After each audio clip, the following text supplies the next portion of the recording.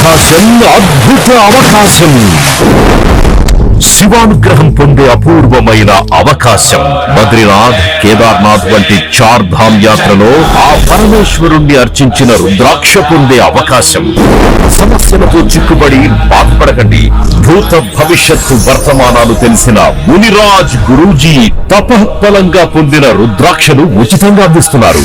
కుటుంబంలో కలతలు, సంతాన వైఫల్యం, పట్టి పీడిస్తున్న అనారోగ్యం, నరఘోష, సర్పశాపం ఇలా ఏ సమస్యలకైనా ఉచిత జ్యోతిష్య సలహాలు ఇవ్వబడు. మరియు శివానుగ్రహమైన రుద్రాక్షను అభయంగా అందుకోండి ఉచితంగా.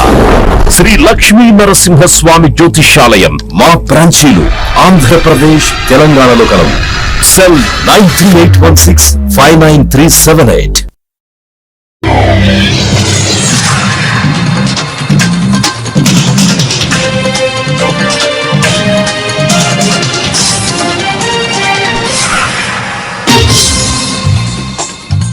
నమస్కారం, సిటీ న్యూస్ కి స్వాగతం. ఈనాటి వార్తా విశేషాలు. సీఎం చంద్రబాబు ఢిల్లీ పర్యటన కొనసాగుతుంది. దీనిలో భాగంగా పలువురు కేంద్ర మంత్రులతో ముఖ్యమంత్రి భేటీ అయ్యారు.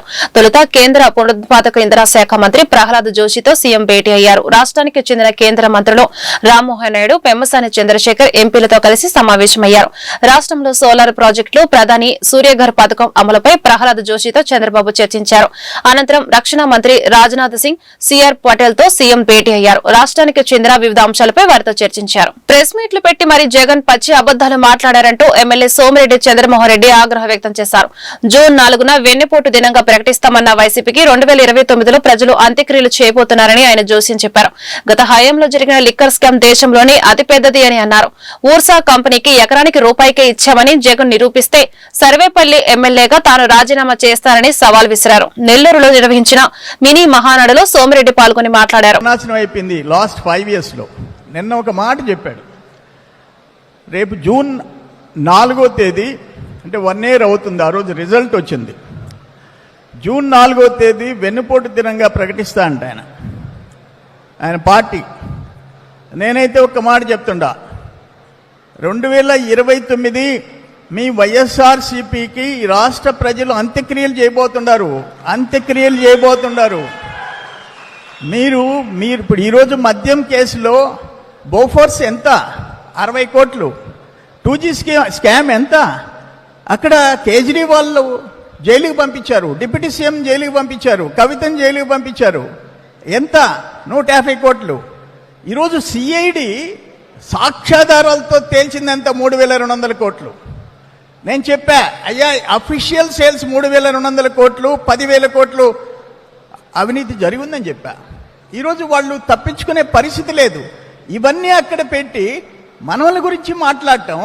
ఇంకొక మాట మాట్లాడినాడు, ఊర్సా కంపెనీకి విశాఖపట్నంలో 50 ఎకరాలు, ఎకరా 90 పైసలు ఇడ్లీ వడ అంటాడు.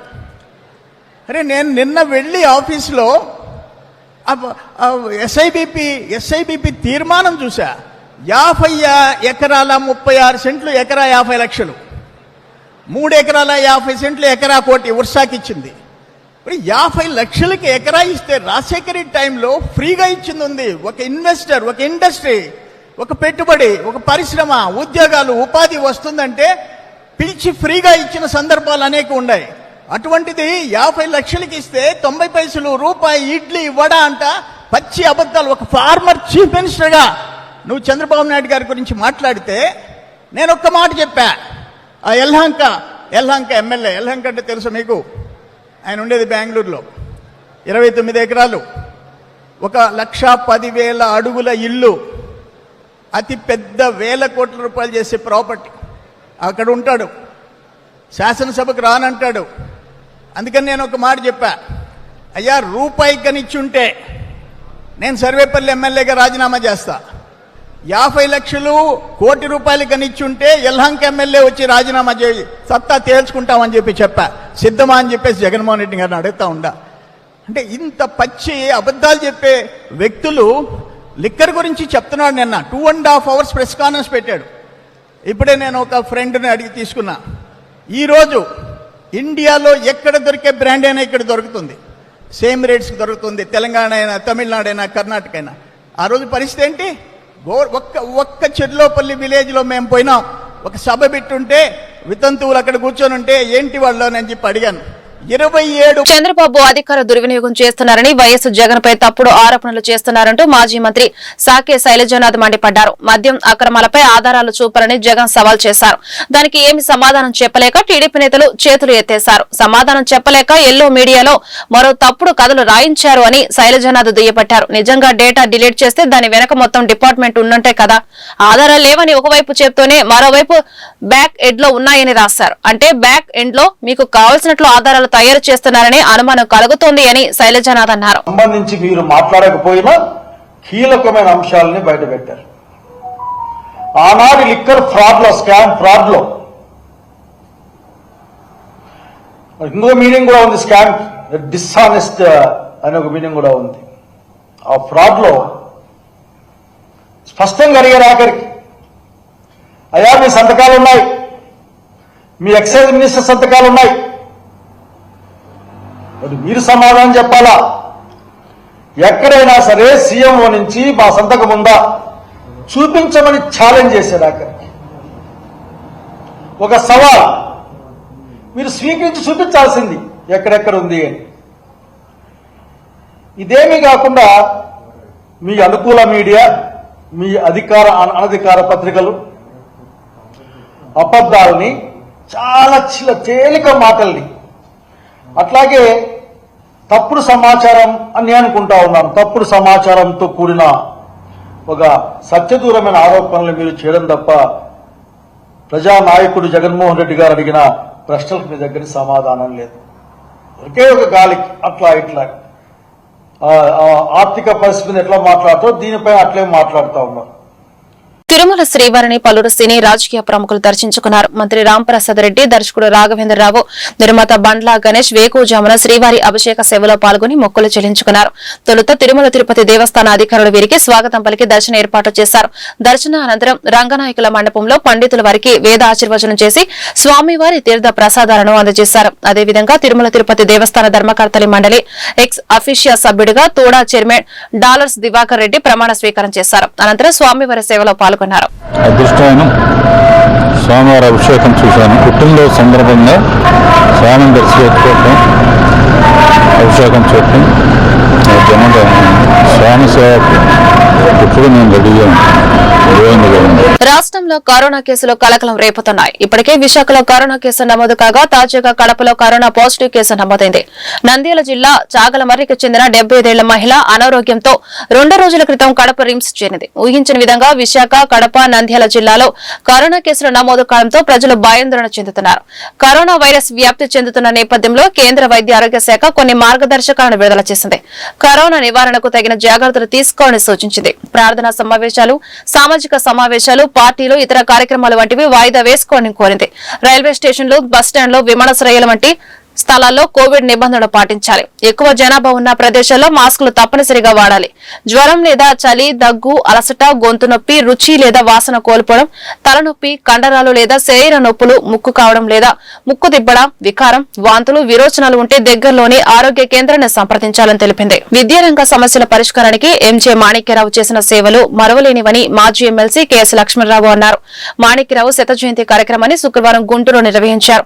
ఏసీ కళాశాల వద్ద గల మాణిక్యరావు విగ్రహానికి పూలమాలలు వేసి నివాళులు అర్పించారు.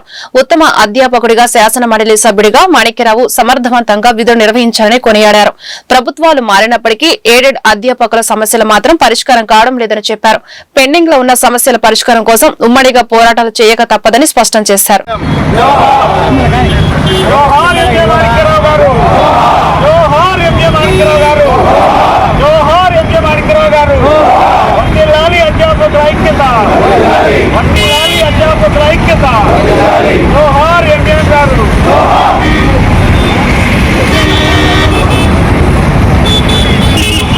రేషన్ బియ్యం సరఫరాలో అవినీతి పరిష్కార మార్గాలపై గుంటూరులో చర్చా కార్యక్రమం జరిగింది.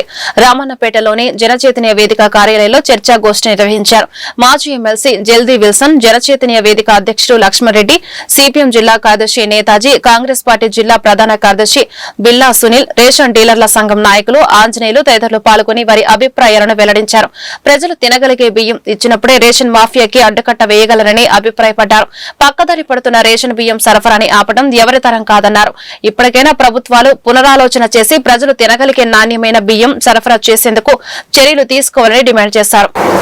ఆంధ్రప్రదేశ్లో నేడు అవినీతికి కేంద్ర బిందువుగా మారిన రేషన్ బియ్యంపై ఈరోజు జనచైతన్య వేదిక చర్చాగోష్ఠి నిర్వహించింది.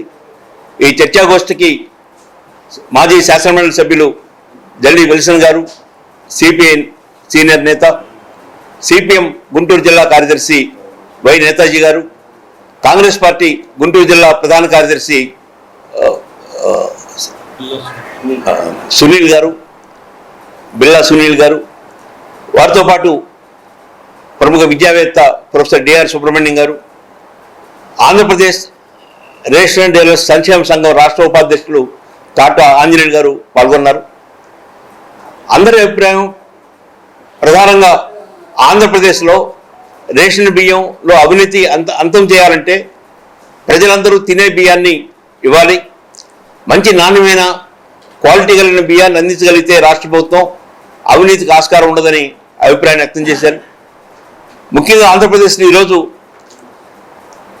అధికార పార్టీకి సంబంధించిన ఎమ్మెల్యేలు కేంద్ర పాత్ర పోషిస్తూ ప్రధాన బిందువుగా మారి అవినీతిని మరింత ప్రోత్సహిస్తున్న పరిస్థితి చూస్తూ ఉన్నాం.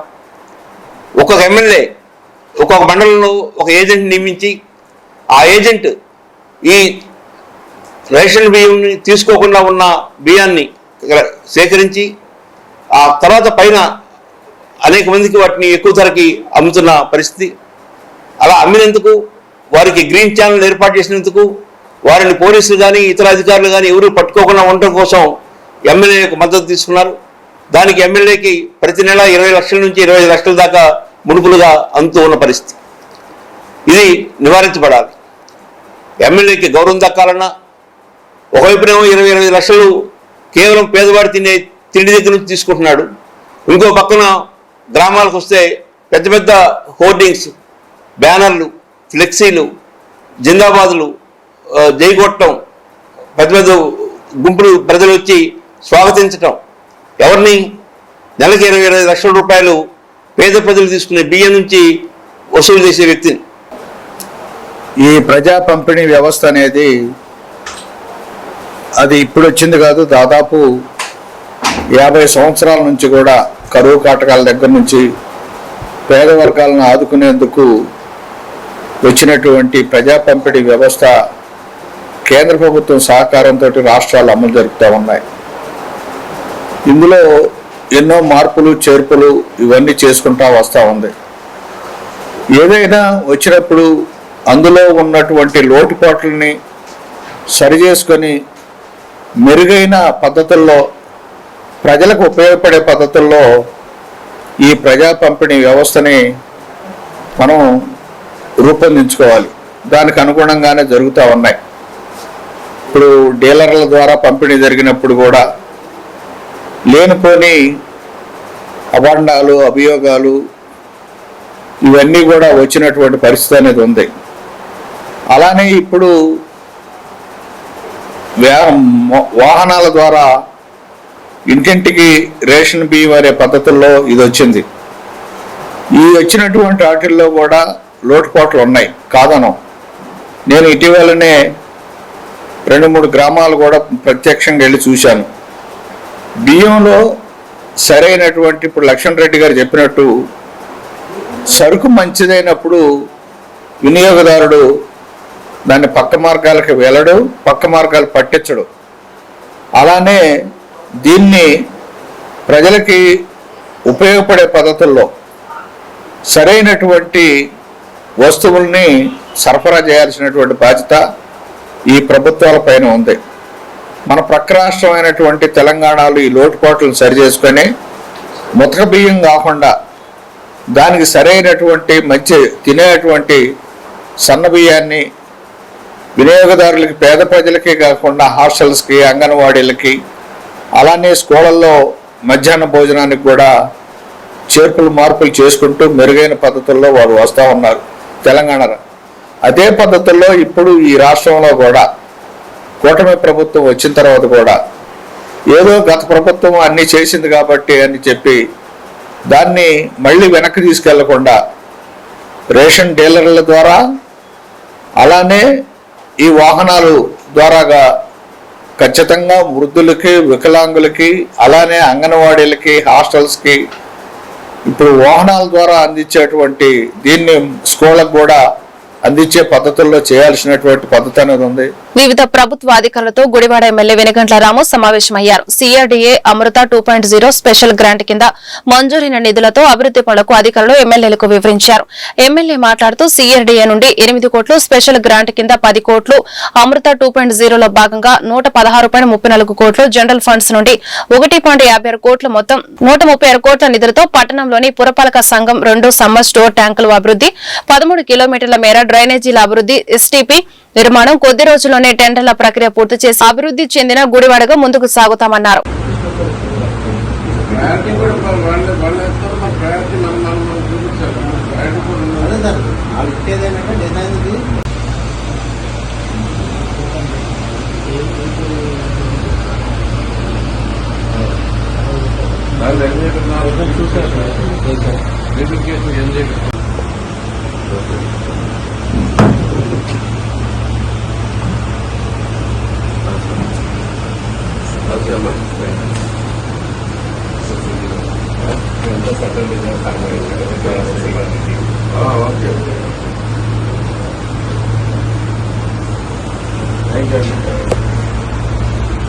కోకో రైతులకు న్యాయం చేసే విధంగా రాష్ట్ర ప్రభుత్వం ఉందని ముఖ్యమంత్రి చంద్రబాబు నాయుడు రైతు పక్షపాతి అని, ఇది రైతు ప్రభుత్వాన్ని రాష్ట్ర మంత్రి కింజరపు అచ్చెన్నాయుడు అన్నారు. ఏలూరు నగరంలోని కలెక్టరేట్ లో ఉన్న గోదావరి సమావేశ మందిరంలో కోకో రైతులతో ప్రత్యేక సమావేశం ఏర్పాటు చేశారు.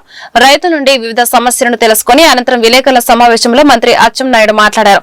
కోకో రైతులకు ఎటువంటి ఇబ్బందులు లేకుండా గింజలు అన్నిటినీ ప్రభుత్వం కొనుగోలు చేస్తూ, అంతేకాకుండా కంపెనీ నుంచి సరైన గిట్టుబాటు ధర పెంచేలా కృషి చేస్తున్నామని అన్నారు. రాష్ట్రంలోని కోకో పంటలతో పాటు పామాయిల్ ధరల విషయంలో ప్రభుత్వ రైతులకు అండగా నిలుస్తుందని అన్నారు. ఈ సమావేశంలో గొలుసు పాఠశాల హౌసింగ్ కదా హౌసింగ్ మినిస్టర్ కొలుసు పార్థసారథి, ఎమ్మెల్యేలు సంఘ రోషర్ కుమార్, చింతమనేని ప్రభాకర్, బడేటి చంటి, కామినేని శ్రీనివాస్ తదితరులు పాల్గొన్నారు. రాష్ట్ర ప్రభుత్వం, ఎన్డీఏ ప్రభుత్వం, ప్రతి ఒక్కరూ మాట్లాడతాం రైతే రాజు, రైతే ఈ దేశానికి వెన్నుముకని. కానీ రైతుకి చిన్న ఇబ్బంది వచ్చినా వెంటనే ఆ ఇబ్బందిని పరిష్కరించాలనేది ఎన్డీఏ ప్రభుత్వం, ముఖ్యమంత్రి గారి యొక్క ప్రధానమైనటువంటి ఉద్దేశం అని చెప్పి సందర్భంగా తెలియజేస్తున్నాను.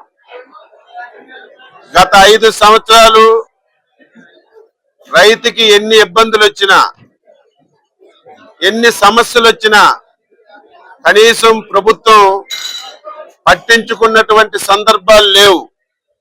కనీసం రైతు సంఘాలు గాని, రైతులు గాని, ముఖ్యమంత్రి గారికి గాని, మంత్రులకు గాని కలిసినటువంటి సందర్భాలు లేవు. రైతుల ఆశీర్వాదంతో ఏర్పడినటువంటి ప్రభుత్వం రైతుకి ఎటువంటి ఇబ్బంది వచ్చినా దాన్ని పరిష్కరించడానికి ప్రయత్నం చేస్తున్నాం. మాటలైతే గత ప్రభుత్వంలో విపరీతంగా చెప్పారు. 3,000 కోట్ల రూపాయలు మార్కెట్ ఇంటర్వెన్షన్ ఫండ్ పెట్టాం. ఎక్కడైనా సరే రైతులు పండించినటువంటి పంటకి ధర తక్కువగా ఉంటే మేము వెంటనే కొని రైతుకు మేలు చేస్తున్నామని చెప్పారు. నేను అధికారంలోకి వచ్చిన తర్వాత ఏదైతే 3,000 కోట్లు పెట్టి ఎంత ఖర్చు పెట్టారో చూస్తే గుండు సున్నా. గత 5 సంవత్సరాల్లో మార్కెట్ ఇంటర్వెన్షన్ ఫండ్ ఒక్క పైసా కూడా గత ప్రభుత్వం ఖర్చు పెట్టలేదు. ఇది ఛాలెంజ్ గా చెప్తున్నాను. నిన్న మొన్న మళ్ళీ మాట్లాడారు, తెలియని వాళ్ళు ఇంకా ప్రజలు నమ్ముతారని. అవసరం ఉంటే మీ 5 సంవత్సరాల రికార్డ్ అంతా పంపిస్తాం. ఒక్క పైసా కూడా ఖర్చు పెట్టలేదు. మేము అధికారంలోకి వచ్చిన తర్వాత మొదటి సంవత్సరం 10 మాసాల్లో 140 కోట్ల రూపాయలు ఇంటర్వెన్షన్ ఫండ్ పెట్టాం. అందులో 80 కోట్లు ఖర్చు పెట్టాం. ఈ రోజు రాష్ట్రంలో 4-5 పంటలకి కొద్దిగా ధరల్లో ఇబ్బంది వచ్చింది. ఇటీవల రాష్ట్ర వ్యాప్తంగా అందరినీ ఆకర్షించిన దెందులూరు ఎమ్మెల్యే చింతమనేని ప్రభాకర్ కొత్త కారు హనుమాన్ జయంతిని పురస్కరించుకుని దెందులూరు నియోజకవర్గంలోని అప్పన్నవీడులో ఉన్న ఆంజనేయ స్వామి ఆలయంలో ప్రత్యేక పూజల అనంతరం కొత్త కారుతో దూసుకెళ్లిన చింతమనేని కాన్వాయ్ సైకిల్ బ్రాండ్ నే కార్ బ్రాండ్ నేమ్ గా మార్చి తెలుగు రాష్ట్రాల చరిత్రలో పేద బడుగు బలహీన వర్గాల సంక్షేమంలో చెరగని ముద్ర వేసిన తెలుగుదేశం పార్టీ సింబల్ అయిన సైకిల్ గుర్తును కారు టాప్ పై వేయడంతో పాటు అనేక రకాలుగా కారును దెందులూరు ఎమ్మెల్యే చింతమనేని ప్రభాకర్ గారి సూచనలు ఇచ్చి ఈ కారు అల్ట్రా మోడిఫైడ్ కారును తీర్చిదిద్దించారు. కడపలో జరగనున్న తెలుగుదేశం పార్టీ మహానాడు కార్యక్రమానికి ఈ ప్రత్యేక కారులోని దెందులూరు ఎమ్మెల్యే చింతమనేని ప్రభాకర్ గారు వెళ్లనుండటంతో రాష్ట్ర వ్యాప్తంగా మరింత ఆసక్తి నెలకొంది.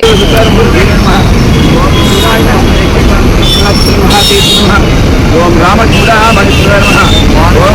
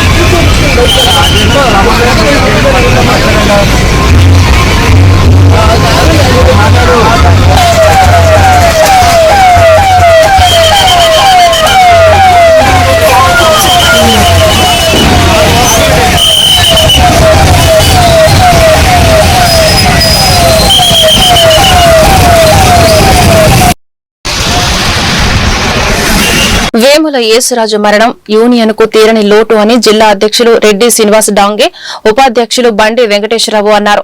ఏఐటీసీ అనుబంధ union APS RTC licence posters union సభ్యులు వేముల యేసురాజు సంతాప సభ కొత్త బస్టాండ్ ఆవరణలో గల యూనియన్ కార్యాలయంలో జరిగింది. యేసురాజు చిత్రపటానికి పూలమాల వేసి ఘనంగా నివాళులర్పించారు.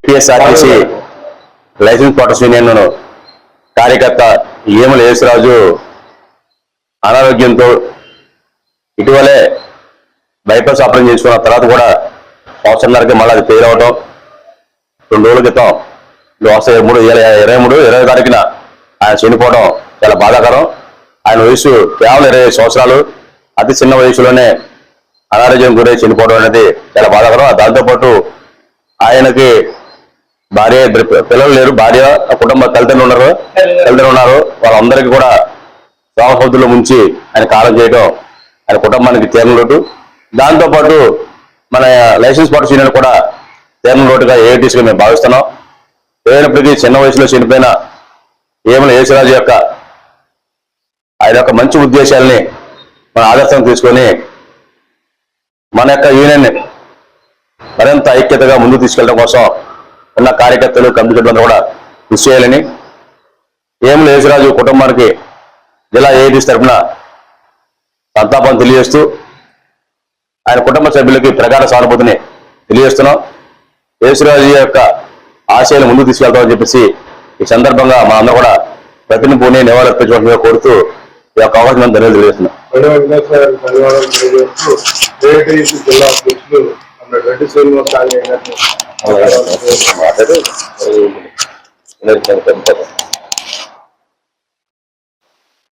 కామ్రేడ్ యేసురాజు చిన్న వయసులోనే అనారోగ్యంతో మృతి చెందటం బాధాకరం, దురదృష్టం. ఆయన మృతి మన ఆర్టీసీ లైసెన్స్ పోర్టర్స్ యూనియన్కి, వారి కుటుంబానికి తీవ్ర నష్టం కలిగించేది. అతి చిన్న వయసులోనే ఆర్టీసీ లైసెన్స్ పోర్టర్స్ యూనియన్లో చేరి సుమారు 7-8 సంవత్సరాల పాటు మనతో పాటు కలిసిమెలిసి పనిచేసి మన యూనియన్ ఇచ్చినటువంటి కార్యకలాపాల్లో చురుగ్గా పాల్గొనేటువంటి యేసురాజు మృతికి ఏఐటీయూసీ జిల్లా సమితి తరఫున ప్రగాఢ సంతాపాన్ని తెలియజేస్తా ఉన్నాం. యేసురాజు ఏ లక్ష్యం కోసం అయితే, ఏ ఆశయం కోసం అయితే మన యూనియన్ సభ్యుడిగా ఉంటూ మన యూనియన్ కార్యకలాపాల్లో పాల్గొన్నారో అదే ఆశయాలను సాధించడం కోసం మన జీవనాన్ని, మెరుగైన జీవన విధానాన్ని అవలంబించే దానికోసం కృషి చేయటమే మనం యేసురాజుకి ఇచ్చేటువంటి నివాళి. యేసురాజు మృతికి ఏఐటీయూసీ జిల్లా సమితి తరఫున సంతాపం తెలియజేస్తూ వారి కుటుంబానికి ప్రగాఢ సానుభూతిని తెలియజేస్తా ఉన్నాం.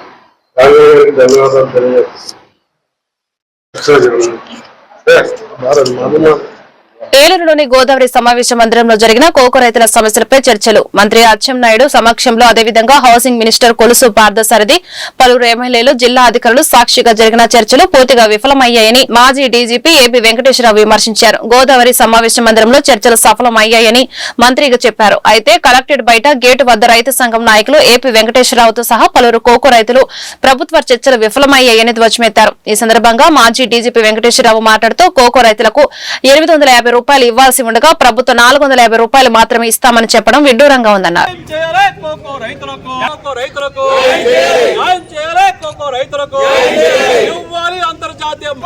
అంతర్జాతీయ మార్కెట్ ధర ఆదుకోవాలి కోకో రైతులను, కోకో రైతులను, కోకో రైతుల ఐక్యత, కోకో రైతుల ఐక్యత, కోకో రైతుల ఐక్యత జరిగే వరకు ఆంధ్రప్రదేశ్ కోకో రైతుల సంఘం, కోకో రైతుల సంఘం. ఒక్క నిమిషం మనం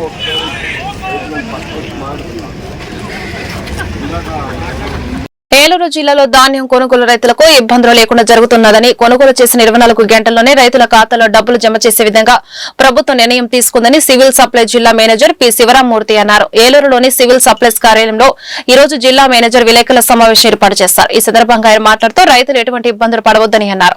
రేషన్ కార్డులు సకాలంలో ప్రజలందరికీ అందించేందుకు జిల్లా అధికారులు కృషి చేస్తున్నారన్నారు. అధికారులు 7 రకాల సేవలు ప్రజలకు అందించేందుకు సిద్ధంగా ఉన్నారని తెలిపారు. నెక్స్ట్ ఇంకా చేంజ్ ఆఫ్ అడ్రస్, రిలేషన్స్ వాటికి కూడా సర్వీస్ ఇవ్వడం జరిగింది. నిన్న ఎనేబుల్ చేశారు. అడ్రస్ ఏమైనా చేంజ్ చేయాలంటే అడ్రస్ చేంజ్ చేసుకోవడం కానీ, రిలేషన్షిప్ ఏమైనా మార్చుకోవాల్సి ఉంటే అలాంటి ఏమైనా రాంగ్ సీడింగ్ జరిగి ఉంటే కూడా అది కానీ, ఏజ్ కానీ, జెండర్ కానీ ఏదైనా ఏజెస్లో చేంజెస్ కానీ దానికి ప్రాపర్ డాక్యుమెంట్ సపోర్ట్ చూపించుకోవచ్చు. జెండర్స్ కూడా అలాంటి ఇవ్వటం జరిగింది. రైస్ కార్డ్స్లో ఎటువంటి సర్వీసెస్, అడ్రస్ కానీ, రిలేషన్షిప్ కానీ, ఏజ్ కానీ ఇట్లాంటి చేంజెస్ కూడా చేసుకునేదానికి ఆస్కారం ఉంది. ఎటువంటి మీకు కాకపోతే దానికి డాక్యుమెంట్ సపోర్ట్ తీసుకెళ్తే సరిపోతుంది. ఇది next surrender of rice cards. ఇప్పుడు కొందరికి ఎంప్లాయీస్ ఉంటారు, అది లేకుండా కొందరు వేరే గవర్నమెంట్ ఎంప్లాయీ కానీ, ప్రైవేట్ ఎంప్లాయీ కానీ, ట్యాక్స్ పేయర్స్ కానీ ఇలాంటి వాళ్ళకి ఏంటంటే వాళ్ళకి అసలు ఎటువంటి they are not eligible for rice cards. So అటువంటి వాళ్ళకి కంపల్సరీగా ఏం చేయాలంటే సరెండర్ చేయాలి. They have to surrender the cards to the government. So దానికి సరెండర్ కూడా ఎనేబుల్ ఇచ్చున్నాము. సో వాళ్ళు సరెండర్ చేయాల్సిన పరిస్థితి. ఇలాంటి మనం 7 సర్వీసెస్ ఇప్పుడు మన జిఎస్డబ్ల్యూసి ద్వారా ప్రతి గ్రామంలో జరుగుతుంది. ఈ సర్వర్ అనేది కొంచెం టెంపరీ ప్రాబ్లం కాబట్టి అది క్యూర్ అవుతుంది. నెక్స్ట్ ఈవినింగ్ నుంచి బాగా అవుతుందని చెప్పారు. ఆ విధంగా కొందరు ఎవరైనా లోకల్గా ఉన్నా కూడా ఆ కన్సర్న్ సెక్రటేరియట్కి చెప్పడం జరిగింది. ఎండిఎస్ ద్వారా, తహసీల్దార్ ద్వారా రేపటి నుంచి వాళ్ళు కూడా సర్వీసెస్ కొంచెం ఈవినింగ్ ద్వారా కొంచెం సర్వర్ కానీ బాగా పనిచేస్తే కూడా వాళ్ళందరూ కూడా అందుబాటులో ఉండి వీళ్ళకి సర్వీస్ ఇవ్వాల్సిందిగా కోరటం జరిగింది. దాని సర్వీసెస్ అండి. ఈ రైస్ కార్డ్ సర్వీసెస్లో మనకి 7 రకాల సర్వీసెస్ ఇవ్వడం జరిగింది ప్రభుత్వం. దీని మీద విస్తృతంగా అందరికి కూడా సమాచారం వెళ్ళింది. దీని మీద జనాలు కూడా జిఎస్డబ్ల్యూ దగ్గరికి వెళ్ళి సెక్రటేరియట్లో వాళ్ళు నమోదు చేసుకోవడం కానీ వాళ్ళు అన్నీ కూడా చేస్తున్నారు. దీంట్లో మనకి తాత్కాలికంగా కొద్దిగా ఆ సర్వర్ ప్రాబ్లం అనేది వస్తుంది. అది కూడా హెడ్ ఆఫీస్ లెవెల్లో కమిషనర్ ఆఫీస్లో చెప్పడం జరిగింది. వాళ్ళు దానికి ఎటువంటి చర్యలు తీసుకోవాలో అది తీసుకుంటున్నారు. అదేం పెద్ద విషయం కాదు. అదేమన్నా ఒక 2-3 రోజుల సమాచారం. దాని తర్వాత మనకి ఎన్ని కూడా రెగ్యులర్గా అయిపోతుంది. నెక్స్ట్ ఈ నమోదు జనాల్లో కొద్దిగా తొందరగా ఓపెన్ చేసి తొందరగా క్లోజ్ చేస్తారేమో అనే ఒక సమస్య ఏమైనా ఉంటుంది. అదేం ఉండదండి. ఎవ్వరు మీరు ఎటువంటి సందేహాలకి పోవద్దు. మనకి ఈ సర్వీస్ ఇచ్చిన తర్వాత వాళ్ళు చెప్పినంత వరకు క్లోజ్ చేయరు, కంటిన్యూగా జరుగుతూ ఉంటుంది. మీరందరూ కూడా ఏదైతే 7 సర్వీసెస్ ఇచ్చారో ఆ 7 సర్వీసెస్ని యూటిలైజ్ చేసుకోండి.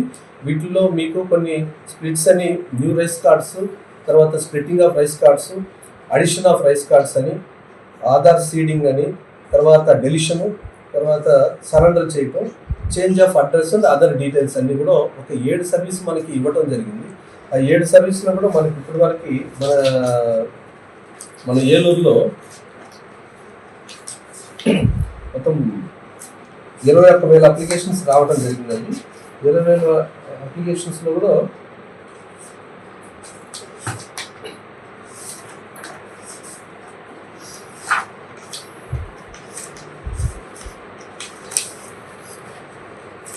అప్లికేషన్లో మనం ఇప్పుడు దాకా ఒక 1136 వరకు అప్రూవ్ చేయడం జరిగింది. ఇది నిరంతర ప్రక్రియ. ఎవ్రీడే మనకి నియర్లీ 3,000 దాకా అప్లికేషన్స్ వస్తున్నాయి మన జిల్లా మొత్తానికి. దాంట్లో ఇప్పుడు దాకా మనం 1000 దాకా అప్రూవ్ చేసాము. ఇది కంటిన్యూ ప్రాసెస్. ప్రతిదానికి కూడా కొన్ని రోజులు మీకు అప్లికేషన్ ఇచ్చిన తర్వాత ఏది ఎన్ని రోజుల్లో పూర్తి చేయాలని చెప్పి ప్రతి జిఎస్డబ్ల్యూజీ వాళ్ళకి డైరెక్షన్స్ ఇవ్వడం జరిగింది. ఆ టైం లైన్ లోపే కంప్లీట్ కూడా చేస్తున్నారు. సో మీరు ఎటువంటి దీనికి సందేహాలు ఏం అవ్వద్దు. మీకు డౌట్స్ ఏమైనా ఉన్నప్పుడు ధారాళంగా ఆ జిఎస్డబ్ల్యూసీలో అడగచ్చు, మీకు ఏర్పాటు చేయడం జరుగుతుంది. బాపట్ల జిల్లా చీరాల ప్రభుత్వ వైద్యశాలలో ఒంగోలుకు చెందిన హెచ్సిసిఎం ఎన్ఆర్ క్యాన్సర్ హాస్పిటల్లో వారు ఉచిత క్యాన్సర్ వైద్య శిబిరం నిర్వహించారు. ఈ సందర్భంగా క్యాన్సర్ వైద్య నిపుణులు, రేడియేషన్ ఆంకాలజిస్ట్ ఆళ్ల దీప్తి మీడియాతో మాట్లాడుతూ ప్రతి నెల 23వ తేదీ శుక్రవారం నాడు చీరాల ప్రభుత్వ వైద్యశాలలో ఉచిత క్యాన్సర్ వైద్య శిబిరం నిర్వహిస్తున్నాం. ఈ అవకాశాన్ని చీరాల పరిసర ప్రాంత ప్రజలు వినియోగించుకోవాలని కోరుతున్నామన్నారు. క్యాన్సర్ లక్షణాలను ముందే గుర్తించి చికిత్స తీసుకోవాలి. రేడియేషన్ థెరపీ మరియు తదితర చికిత్సలు మా Ongole HCCM NR cancer hospital నందు ఆరోగ్యశ్రీపై ఉచితంగా వైద్య సేవలు అందిస్తున్నామని తెలిపారు. ఈ కార్యక్రమంలో hospital marketing executive CH Sarathbabu, సిబ్బంది పాల్గొన్నారు. Doctor Deepthi, surgical oncology, HCGMNR cancer hospital. ఇక్కడ ప్రతి నెల 4వ శుక్రవారం అంటే చీరాల ఏరియా హాస్పిటల్లో ఉచిత క్యాన్సర్ వైద్య శిబిరం అనేది నిర్వహిస్తున్నాము. దీన్ని చీరాల మరియు చుట్టుపక్కల పరిసర ప్రాంతాల ప్రజలందరూ వినియోగించుకోవాల్సిందిగా కోరుచున్నాము. ఇక్కడ మెయిన్ గా ఏంటంటే క్యాన్సర్ గడ్డలు లేదంటే క్యాన్సర్ ఉంది అని అనుమానం వచ్చిన వాళ్ళు, దాని గురించిన సమాచారం తెలుసుకోవాల్సిన వాళ్ళు వచ్చి ఈ అవకాశాన్ని సద్వినియోగం చేసుకోవాల్సిందిగా ప్రార్థిస్తున్నాము. మనకి ఇక్కడ హెచ్సిజిఎంఎన్ఆర్ క్యాన్సర్ హాస్పిటల్లో క్యాన్సర్ కి సంబంధించిన ఆపరేషన్లు కానీ, కీమోథెరపీ కానీ, లేదంటే రేడియేషన్ కానీ ఉచితంగా ఆరోగ్యశ్రీలో చేస్తున్నాము. అండ్ దాంతో పాటుగా మనకి ఎలక్ట్రోసెనర్జీ అనే రేడియేషన్ మెషిన్ ఉంది. దానిలో ట్రీట్మెంట్ తీసుకున్న వాళ్ళకి చాలా తక్కువ కాంప్లికేషన్స్ వస్తున్నాయి అన్నమాట. సో మీరు ఎవరైతే అవసరం ఉన్న వాళ్ళందరూ దీన్ని సద్వినియోగం చేసుకోవాల్సిందిగా ప్రార్థిస్తున్నాం. బాపట్ల జిల్లా పరిధిలోని ప్రభుత్వ కార్యాలయాల్లో దివ్యాంగుల కోసం ప్రత్యేకంగా ర్యాంపులు, వీల్ చైర్స్ ఏర్పాటు చేయాలని గతంలో అడిగున్నాము. బాపట్ల దివ్యాంగుల సంక్షేమ శాఖ కార్యాలయం వారానికి 3 రోజులు బాపట్ల జిల్లాలో ఏర్పాటు చేయమని గతంలో అడిగి ఉన్నాం. బాపట్ల జిల్లా నియోజకవర్గ పరిధిలో దివ్యాంగులకు ఉపకరణాలు అందించమని గతంలో అడిగి ఉన్నాము. బాపట్ల జిల్లా పరిధిలోని మున్సిపాలిటీలో చిరు వ్యాపారం చేసుకుంటున్న ప్రతి ఒక్క దివ్యాంగులు కూడా ఐడి కార్డులు ఇవ్వాలని గతంలో అడిగి ఉన్నాము. బాపట్ల జిల్లా పరిధిలో చదువుకుని ఖాళీగా ఉంటున్న దివ్యాంగులకు జిల్లాలోనే కాంట్రాక్ట్ అవుట్సోర్సింగ్ ఉద్యోగులు కల్పించమని గతంలో అడిగున్నాము. నమస్తే, నా పేరు గోగన ఆయుషేషు. జనసేన పార్టీ దివ్యాంగుల జన సైనికుడిగా పనిచేస్తున్నాను.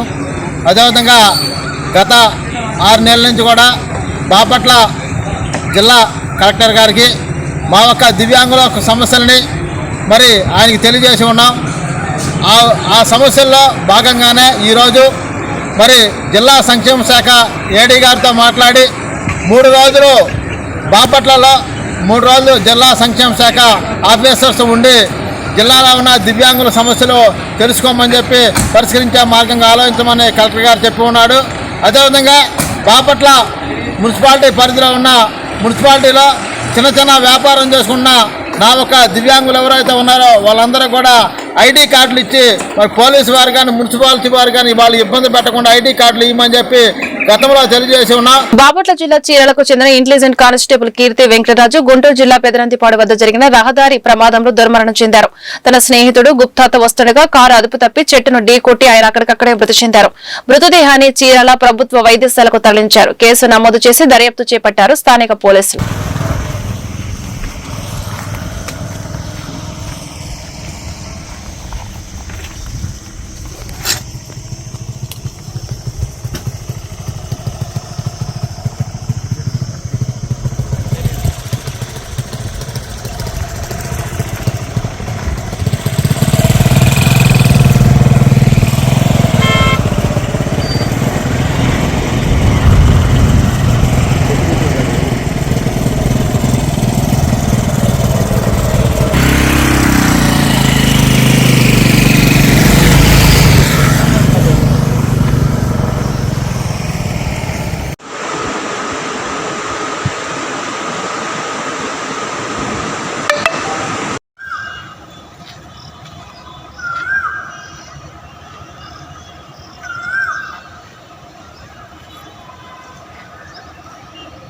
రాష్ట్రంలో ఎన్డీఏ ప్రభుత్వం వచ్చిన దగ్గర నుంచి అడిగిన ప్రతి ఒక్కరికి లేదు కాదు అనకుండా ముఖ్యమంత్రి సహాయ నిధి నుంచి అండగా నిలుస్తున్నామన్నారు.